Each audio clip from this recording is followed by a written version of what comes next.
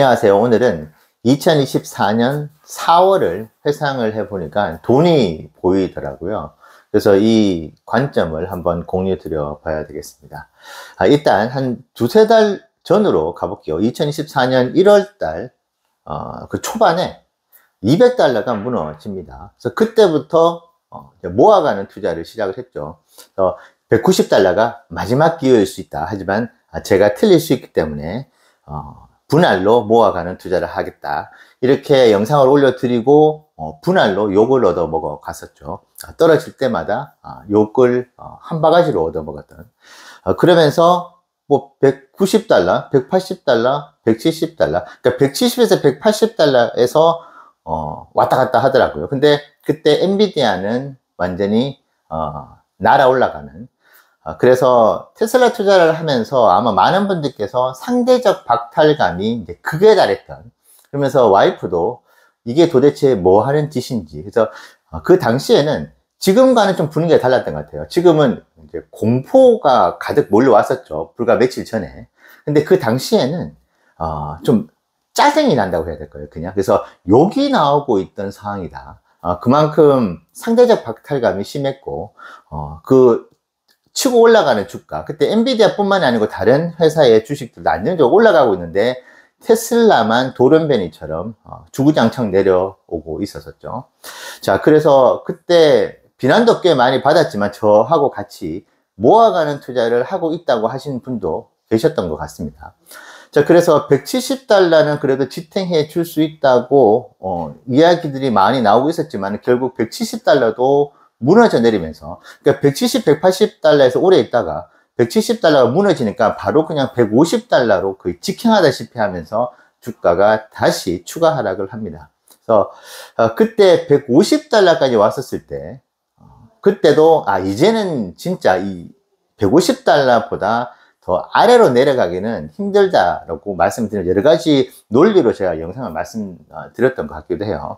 왜냐하면 그 당시에 제가 돌이켜보면은 제가 테슬라 투자 5년 하면서 아이러니하게도 그때 150달러 할 때가 가장 행복했던 순간이었던 것 같습니다. 저는 실적 추종자고 PER을 좀 중시해서 보는 스타일이다 보니까 그 당시에 테슬라의 PER이 30 중후반에 기록하고 있었어요. 그래서 40도 잘 안 나오고 있던 150달러이다 보니까 이제 고평가 논란 자체도 그냥 없는, 그러니까 그 자체로 인기도 없고 사람 관심도 없고, 그러니까 뭐 거래량도 별로 없고, 그러니까 최악의 상황. 근데 이럴 경우가 항상 주가가 올라가는, 그래서 과매도 구간부터 해서 모든 지표는 정말 매수를 하지 않는 것이 비정상일 정도로 지표들은 사라고 외쳐대고 있는 그런 상황이었거든요. 그래서 150달러에서는 전혀 그 아래로 떨어지기가 힘들다라고 생각을 했는데, 그때 지정학적인 뉴스가 뜹니다. 지금 오늘 뉴스가 나왔나요? 이스라엘과 이란의 전쟁까지는 아니지만은 이스라엘이 핵시설을 공격을 하는, 이란의 핵시설을 공격하는 기사가 나오면서 그렇게 믿고 있던 150달러가 순식간에 또 무너지면서 138.8달러를 찍습니다. 그게 날짜로 작년 4월 20일인가 4월 22일이었던 것 같아요. 그래서 전혀 예상을 하지 못했습니다. 그때도 뭐 여러 가지 긴장 관계가 있다고는 했지만은 이스라엘이 그냥 미사일을 쏠 줄은 몰랐죠. 그래서 시장이 충격을 받고 오늘처럼 주가가 지수부터 해서 흘러내리면서 뭐 당일날 150에서 138.8달러까지 계산해 보니까 7.5%더라고요.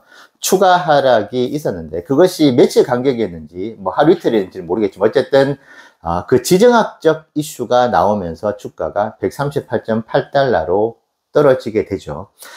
지금과 꽤 흡사한 어떤 그런 상황이었다라고 볼 수 있는데, 아시는 바와 같이 그때 138.8달러를 찍고 거의 정확하게 3.5배가 연말에 올라가는, 그래서 488.5달러를 우리가 경험을 했었었죠. 가장 이제 저점 중에 저점이 형성이 되었던 그 구간이 바로 작년에 이스라엘과 이란의 지정학적인 리스크. 그래서 그 당시에도 중동 전쟁이 이제 발발을 할 것이다 라는 이야기와, 하지만은 너무 그렇게 심각하게 생각할 필요는 없다는 그런 의견들이 좀 분분했었죠. 근데 결과론적으로는 이제 전면전까지는 가진 않았었죠. 자, 그렇다면은, 자, 2024년도에 있었던 이스라엘과 이란의 그 상황이, 이게 우연의 일치일까요? 물론 지금과 비교했을 때 이제 한 달 20일 정도, 전에, 있었었고, 작년에는. 그러니까 올해는 이제 6월 초에 이 두 국가의 또 긴장 관계가 시작이 됐죠. 그때와 비슷하게, 이번에도 보니까 이스라엘이 이란의 핵시설, 이제 군사지역 중심으로 이제 공격을 했는데, 물론 작년보다 수위가 조금 높은 것 같아요. 군인들이 머물고 있는 자택을 공격했다는 이야기도 있고, 발사했던 어떤 그 비중이라든지 강도가 작년보다는 좀 센 것 같긴 합니다만은, 조금, 종합적으로 봤었을 때, 저는 작년하고 크게 다르지 않는 흐름을 현재까지는 보여주고 있는 것 같아요. 그래서 지금 이란이 뒤에 또 보복 공격을 할 겁니다.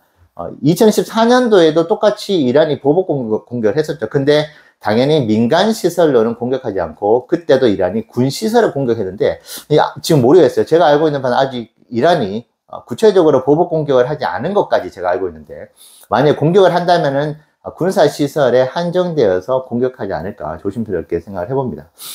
저는 왜 이런 생각을 하냐. 그래서, 전반적으로 2025년도 현재 일어나고 있는 이스라엘과 이란의 긴장 관계, 부분 공격 같은 경우에 2024년도와 비슷한 패턴을, 가져가지 않을까 생각하는 것이, 지금 어떻게 보면 참 이것도 아이러니하죠.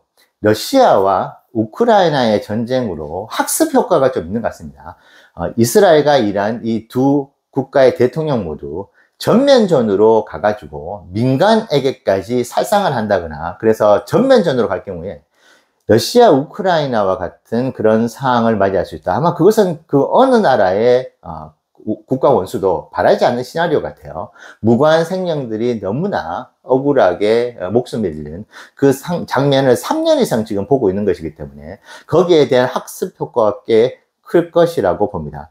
그리고 2024년도 당시에도 조금 이런 음모론일 수 있는데, 두 국가의 대통령들의 정치적 입지를 강화하기 위한 목적으로 서로 그냥 군사시설 티도 안 나게 그렇게 공격을 서로 하면서 어떤 정치적인 입지를, 영향력, 권력을 강화하기 위한 목적으로 그 두 국가가 좀 티격태격했다, 이런 이야기도 그 당시 있었거든요. 근데 그것이 꽤 설득력 있게 받아들여지기도 했습니다. 자, 그럼 지금도 그와 같은 정치적 목적이 있지는 않은가 좀 의심해 볼 수는 있을 것 같아요. 그리고 작년과는 다르게 이번에는 미국이 그때와는 다르게 영향력을 행사할 것으로 봅니다.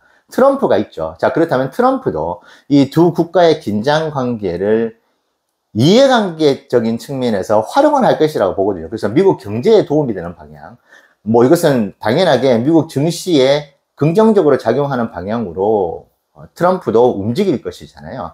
자, 그래서 지금 아마 시장에서는 오늘 당연히 주가가 크게 출렁일 수밖에 없을 것 같긴 합니다만은, 작년 사례를 놓고 본다면은 올해 역시도 이것이 이제 기회가 될 수 있는, 그러니까 150달러에서 138.8달러까지는 원래 이 지정학적인 리스크가 존재하지 않았다면 150달러에서 올라갔을 거예요. 그런데 추가로 7.5%의 할인 행사를 준 것이죠. 그래서 제가 그때 138.8달러 때 그 하루에 52주를 모아갔던 기억이 지금도 뚜렷하게 있거든요.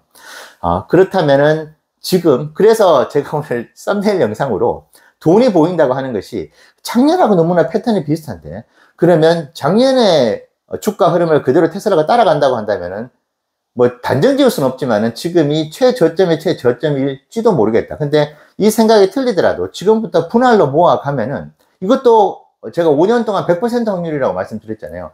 이 또 패턴이 일어나가지고 3개월이 됐든 6개월이 됐든 어느 순간이 되면은 또 수익으로 전환이 되는, 이것이 제가 틀릴 수는 있겠지만 이게 너무나 눈에 뻔히 보이다 보니까 지금 현금 여력이 없어가지고 이것은 당연히 추천드리는 건 아닌데, 지금 길바닥에 5만원권 지폐들이 막 이렇게 막 떨어져 있는 것 같아요. 그래서 은행에 가가지고 빗자루와 쓰레바지를 빌려가지고 그냥 쓸어 담으면 되는. 그래서 은행에 빗자루와 쓰레바지를 빌린다는 것은 이제 대출을 한다는 것이죠. 그렇다고 뭐 사채, 제2금융, 제3금융권의 이야기를 하는 것이 아니고 가장 안정감 있게 건전하게 그래도 소액으로라도 좀 대출을 받아가지고 투자를 해보면 어떨까라는 그 생각이 들 정도로, 왜냐면 이 경험을 5년 동안 하다 보니까 이거 시간만 지나면 100% 확률이었는데 저는 그 경험을 가지고 있다 보니까 야, 이거 그냥 굴러 들어오는 기회인데라는 생각을 또 하게 되는 것 같고, 다시 말씀드렸는데 2024년도에 이스라엘과 이란의 그 티격태격 했었던 것과 지금 너무나 비슷하고, 지금 이 두 국가가 그렇게 하는 목적 자체도 작년도와 너무나 비슷한 것 같긴 합니다. 그래서 저도 추이를 좀 지켜보려고 하는데, 지금 국장의 자산들을 좀 옮겨가려고 계획을 하고 있다고 말씀드렸잖아요. 뭐 애플 주식도 투자를 거기에다 좀 해볼까라는 생각을 했다가, 지금 상황에서 테슬라 주가가 더 떨어지게 되면은 저는 지금 미래 사업에 대한 비전이 점점 좋아지고 있다는 큰 틀에서의 생각은 변함이 없다 보니까 이 자산들을 테슬라로 좀 더 비중 있게 담아가는 것도 생각을 해봐야 되겠다. 물론 이 경우에는 당연히 이제 진짜 매도를 하겠다라고 완전히 약속을 하고 움직여야 되는 것이죠. 다른 자산에 투자해서 불확실성을 가지는 것보다 테슬라에 이렇게 맨날 떨어질 때마다 분할을 매수하니까 돈을 결국은 버는데 다른 자산에 투자할 필요가 뭐가 있느냐, 이 생각이 워낙 강하다 보니까. 그런데 매도 목적으로 테슬라에 계속 집중을 하더라도 단기적으로는 손실이겠지만 결국은 벌어다 주는 것 같다. 근데 그 기회를 또 이스라엘과 이란이 나에게 만들어주고 있지는 않는가. 그러니까 돈이 보일 수밖에 없는 것 같긴 하네요. 뭐 이 전쟁이 작년하고 완전히 다른 패턴으로 흘러갈지 아무도 모르지만은, 과거의 패턴이 반드시 이루어지지 말라는 법이 없다는 걸 우리가 좀 기억해 봐야 됐고, 그리고 비슷한 이유로, 비슷한 목적으로 상황 자체가 흘러간다고 한다면은 그 역시도 우리가 과거의 사례를 무시할 수만은 없을 것 같거든요. 그래서 철저하게 여러분들께서도 한번 2024년 4월에 이 두 국가의 긴장 관계를 한번 공부해 보시는 것도 지금 현재 이 두 국가의 긴장 관계를 이해하시는데, 그리고 투자 전략을 세우시는데 꽤 많은 도움이 되실 수 있다고 생각합니다. 그래서 제가 2024년 4월 달에 경험을 했었던 그 사례를 한번 오늘 공유를 해 드렸습니다. 네, 감사합니다.